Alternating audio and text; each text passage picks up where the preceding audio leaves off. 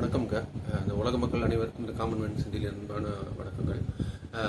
இன்னைக்கு என்ன பதிவு பார்க்க போகிறோன்னாக்கா, இந்த கோயம்புத்தூரில் அந்த சின்ன பாப்பா 10 வயசு பாப்பா ஒருத்தரால் சைல்டு அப்யூஸ்மெண்ட் பண்ணி பலாத்காரம் பண்ணி இறந்துட்டாங்க. ஆக்சுவலாக பாவம். அதை பற்றி நிறைய சோஷியல் மீடியாவில் பேசிட்டாங்க.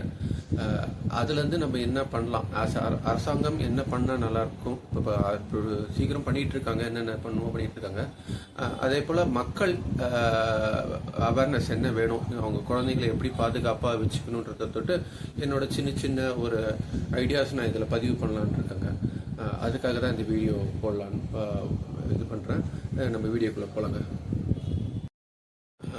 அந்த பற்றி என்ன சொல்ல வரேன்னாக்கா, இப்போ அரசாங்கத்தை பற்றி ஃபர்ஸ்ட் நம்ம பார்ப்போம். அவங்க ஆக்சுவலாக 124 ஹவர்ஸில் பிடிச்சிட்டாங்க அந்த கல்பிரிட்டை.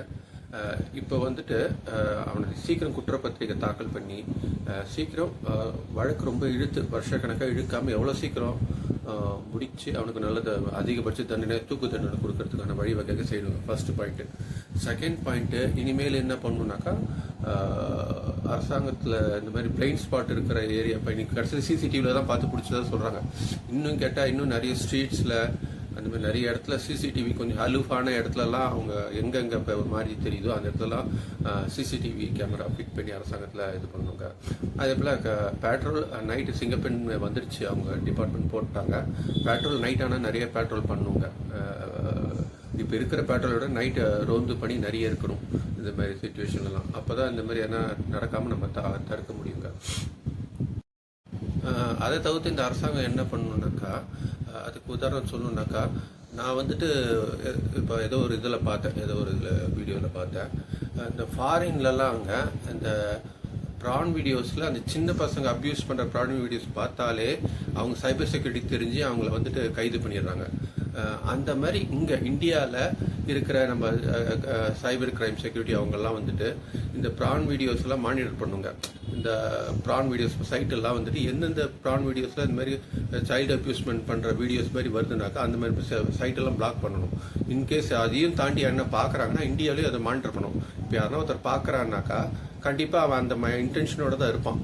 அந்த மாதிரி ஆளெல்லாம் பிடிச்சி கேஸ் ஃபைல் பண்ணி அந்த ஃபாரினில் என்ன மாதிரி மெத்தடில் அவங்களுக்கு தண்டனை கொடுக்குறாங்களோ அதே மாதிரி மெத்தடை ஒரு கைடன்ஸாக எடுத்துக்கிட்டு இவங்களும் அந்த மாதிரி ஆளுங்க தண்டனை கொடுக்கலாங்க. ஏன்னா அந்த மாதிரி ஆளுங்கள்லாம் தான் கண்டிப்பாக அந்த வேலை பண்ணுவாங்க, அதை இம்ப்ளிமெண்ட் பண்ணி பார்க்கலான்னு பார்ப்பாங்க. ஸோ அதனால் அந்த ஒரு இது இங்கே இந்தியன் கவர்மெண்ட்டு பெருசாக ஆக்ஷன் எடுக்கணுங்க. அந்த ப்ரான் வீடியோ சைட்லலாம் போய்ட்டு அது தேவையில்லாத சைட்டில் பிளாக் பண்ணிடணும். இந்த சைல்டு அப்யூஸ்மெண்ட் பண்ணுற சைட்டெல்லாம் கண்டிப்பாக பிளாக் பண்ணி ஆகணுங்க இந்தியன் கவர்மெண்ட்டு. இது ஒரு ஆப்ஷனாக பண்ணாலே பாதி குற்றம் அந்த இன்டென்ஷன் அவனுக்கு போகாமல் இருக்குங்க. அது எனக்கு தெரிஞ்சு இது ஒரு நல்ல வேலிட் பாயிண்ட்டாக நான் நினைக்கிறேங்க. அதே போல் பெற்றோர் சைடு என்ன பண்ணணுன்னாக்கா, குழந்தைகிட்ட நல்லா பேசணுங்க.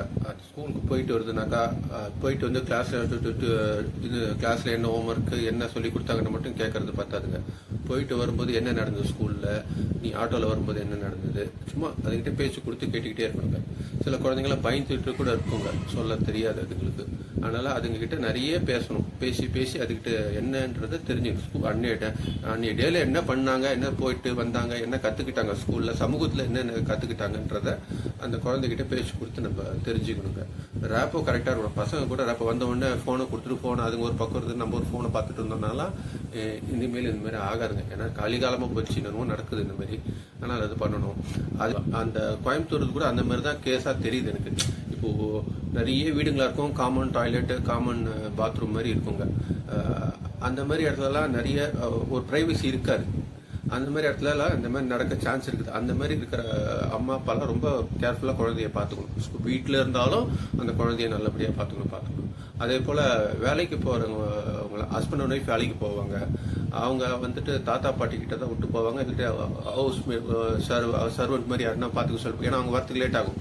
அதுக்குள்ளே இந்த பசங்க ஸ்கூல்லேருந்து வந்துடுங்க.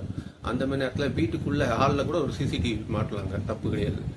அதே போல் அந்த குழந்தைங்களுக்கு என்ன சொல்கிறது, ஜிபிஎஸ் ட்ராக்கர் அதையும் செயினாவோ இல்லை வாட்சாவோ கொடுத்து அந்த குழந்தைங்களுக்கு எஜுகேட் பண்ணிட்டு, அம்மா நீங்கள் இனிமேல் வெளியில், ஏன்னா அந்த தாத்தா பாட்டிக்கிட்ட இருக்கிற சர்வெண்ட் கிட்ட இருக்கிற குழந்தைங்க அதுங்க என்ன வேணும் அதுங்க தான் வெளில போய் என்ன வாங்கி சாப்பிட்றதோ கொண்டு அதுக்கு தான் வெளில போக வேண்டியது இருக்கும்.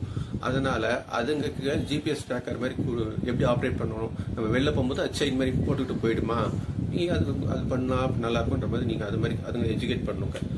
அதே போல் இந்த ஆட்டோவில் வேனில் வர ஸ்டூடெண்ட்ஸ்க்கெலாம் டீச்சர் சைடும் சரி பேரண்ட்ஸ் சைடும் சரி 2 பேரும் வந்து வாட்ஸ்அப் குரூப் மாதிரி வச்சுக்கிட்டு இங்கேருந்து அந்த குழந்தை போயிட்டு கிளாஸ் டீச்சர் ஒரு அட்டண்டன்ஸ் போடணும். உங்கள் குழந்தை வந்தாச்சுன்னு ஒரு அட்டண்டன்ஸ் பண்ணுங்க.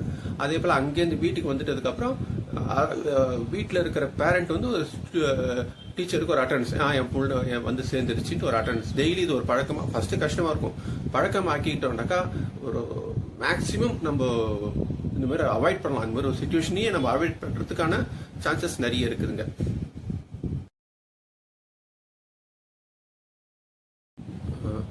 அதே போல் அந்த குழந்தையோட நம்ம வீட்டு க்ளோஸ் ரிலேட்டிவாக இருந்தால் கூட சரி, க்ளோஸ் ரிலேட்டிவாக இருந்தால் கூட அந்த அம்மா அப்பாவோட நாலேஜ் இல்லாமல் அந்த குழந்தைய யாரும் கூப்பிட்டு போகாத பார்த்துக்கணுங்க. அதை அந்த குழந்தைகிட்ட ஸ்ட்ரிக்டாக சொல்லிடணும். நாங்கள் இல்லாத பட்சத்தில் கூட யாரை வந்து நம்ம க்ளோஸ் ரிலேட்டிவாக வந்தால் கூட வாமா போ இங்கே கூப்பிட்டு போகிறேன், நம்ம அங்கே போகலாம், சாக்லேட் வாங்கி தரேன் அந்த ரிலேட்டிவ் சொன்னால் கூட அம்மா அப்பாவுக்கு ஃபோன் பண்ணியோ எப்படியோ கம்யூனிகேட் பண்ணிவிட்டு நான் போட்டுமாமான்னு கேட்டு அம்மா அப்பா ஓகே சொன்னதுக்கப்புறம் தான் அந்த குழந்தை அவங்கள நம்பி போகணுங்க. இது ஒரு பாயிண்ட். ஏன்னா இன்னைக்கு கூட இருக்கிறவங்களே தான் பண்ணுறாங்க. நீங்கள் கூட இருந்த பையன் ஆளுங்க தானே அந்த மாதிரி அந்த குழந்தைய பண்ணிட்டாங்க. அதனால இந்த ஒரு ப்ராக்டிஸை அந்த குழந்தைக்கு கொண்டு வந்தோம். எங்கே போனாலும் யார் கூப்பிட்டு போகணுன்னாலும் ஒரு வார்த்தை அம்மா அப்பாவுக்கு இன்ஃபர்மேஷன் கொடுத்துட்டு அம்மா அப்பாவோட நாலேஜோடு தான் அந்த குழந்தை அவங்க கூட போகணும். அதை ஸ்ட்ரிக்டாக ஃபாலோ பண்ணணுங்க. அந்த குழந்தைக்கு புரிய வைக்கணும். இனிமேல் இருக்கிற அந்த சின்ன குழந்தைங்களுக்கு 10 வயசு 12 வயசு குழந்தைங்களுக்குலாம் 8 வயசு 10 வயசு குழந்தைங்களாம் நம்ம புரிய வச்சிடணுங்க. இதுதாங்க எனக்கு தெரிஞ்ச வரைக்கும். இதெல்லாமே நம்ம பார்த்துக்கிட்டோம்னாக்கா ஒரு 80 to 90% மேலே இதெல்லாம் இந்த மாதிரி நடக்காதுன்னு பார்த்துக்கலாங்க. இதுதாங்க என்னோட இந்த பதிவு. அதனால் காமன் இந்த வீடியோ பிடிச்சிருந்தா லைக் பண்ணுங்கள், ஷேர் பண்ணுங்கள், உங்களோட கருத்தை கமெண்டில் ரிலீவ் பண்ணுங்கள். நன்றி, வணக்கம்.